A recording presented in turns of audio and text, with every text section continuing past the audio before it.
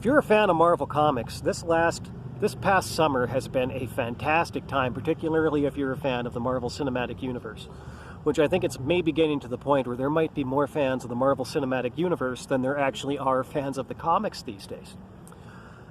And so we've seen some great stuff come out this year. We've seen WandaVision. We've seen Captain America and the Winter Soldier. They just wrapped up on Loki.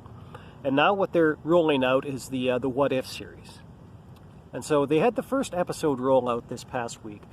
And basically the first episode kind of asks the question, what if Peggy Carter had received the super soldier serum instead of Steve Rogers? And it was a pretty fun and entertaining episode, but honestly it does kind of feel to me like What If is definitely missing the spirit of the comics. So I'm not going to drop a whole bunch of spoilers here. I mean, I thought the episode was pretty good. It's definitely worth watching. I think most people will enjoy it.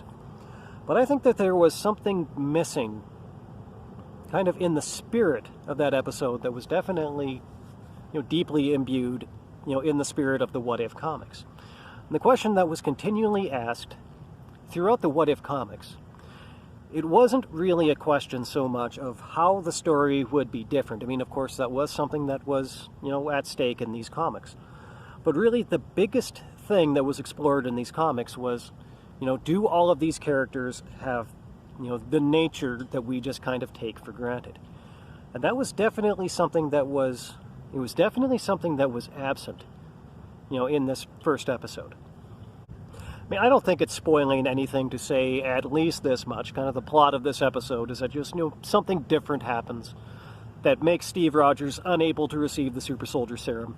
And so Peggy Carter is the only person there who's able to receive it. Otherwise, the entire experiment is just going to, completely go to waste, and there will be no super soldier to defeat Hydra during World War II.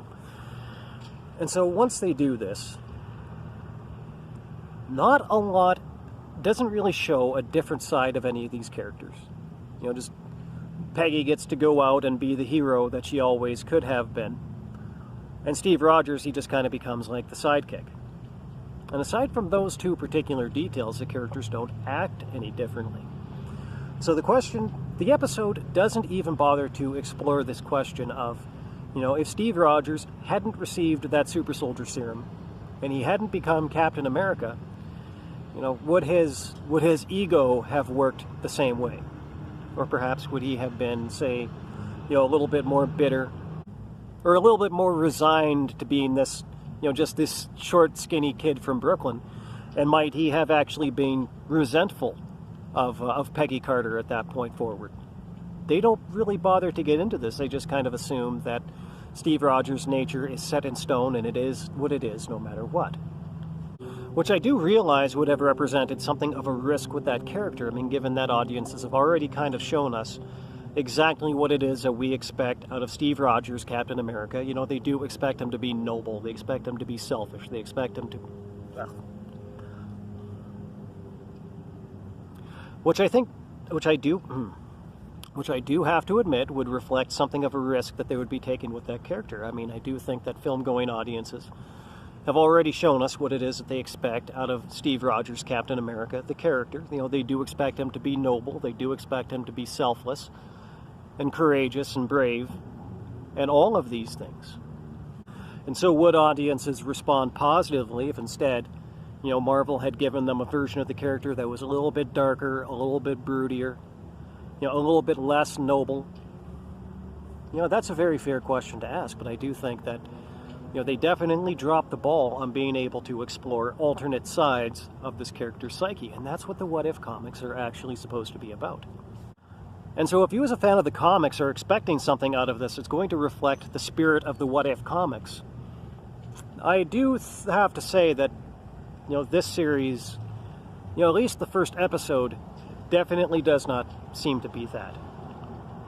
Now, aside from that one little thing, I mean, there is an awful lot positive here to be mentioned about this. I mean, it is fun to watch Marvel kind of take on what I would call, say, the traditional Disney style of animation and put their characters into that and tell stories with it that way. That's a big win. I think that the story itself, the episode, is fun to watch. But in terms of the opportunity to to kind of show that other side of this character and, develop the character a little bit more and show us the role that circumstance had, in forging that character to what we know them as. Well, that does seem to be an opportunity that Marvel and Disney seem to have foregone entirely. That doesn't mean that the show is bad. It doesn't make it not worth watching. Really, it just is what it is.